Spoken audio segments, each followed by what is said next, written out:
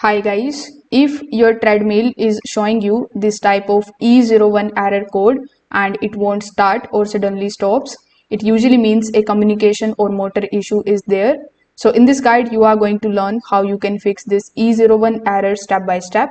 Now on most of the treadmills, this E01 error appears when the console cannot communicate properly with the motor controller, and this can stop the belt from starting or it can cause sudden shutdowns. So in order to fix it, first of all, you need to make sure that the safety key is properly inserted. Then you can unplug the treadmill and check the cable running from the console to the motor area. Sometimes loose or damaged wiring is a common cause for the E01 error. Now you can also turn the treadmill on and try starting at the low speed. If the belt struggles or if it stops when you step in, there may be excess friction or the belt tension. So lubricate the belt and ensure that it is not too tight.